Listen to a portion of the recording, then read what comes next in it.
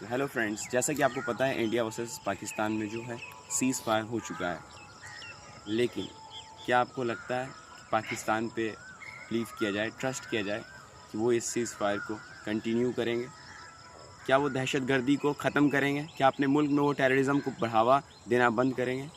इस सवाल का जवाब हमें हमारे प्रधानमंत्री से मिलना चाहिए, क्योंकि जिन्होंने ये बताया था कि मेरे पास 56 इंच का सीना है, वो 56 इंच का सीना कैसे इस दहशतगर्दी मुल्क पे यकीन कर सकता है? कैसे यकीन कर सकते हैं ये दहशतगर्द मुल्क वापस से हमारे देश में नापाक साजिशें नहीं करेंगे?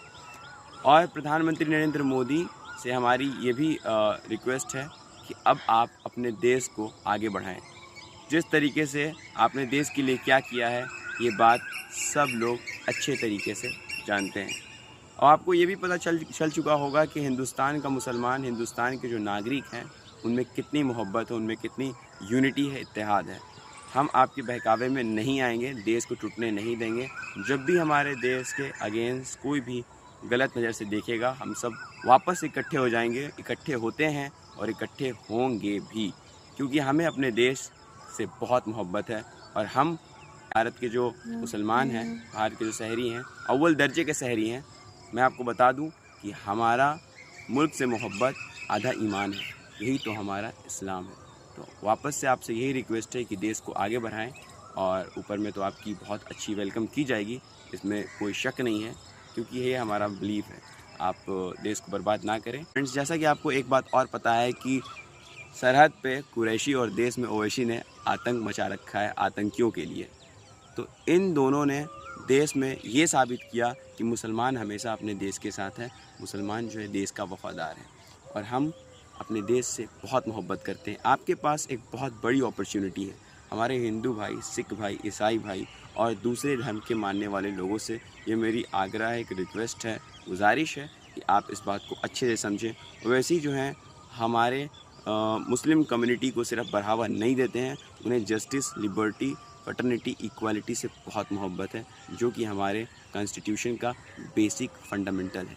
तो आप इस बात को याद रखें कि असदुद्दीन ओवैसी को अगर आपने आज इख्तिदार दे दिया, तो ये मुल्क इस दुनिया की एक वाहिद मुल्क बनेगी जो हक, इंसाफ और कामयाबी के रास्ते पे मुसलसल चलती रहेगी।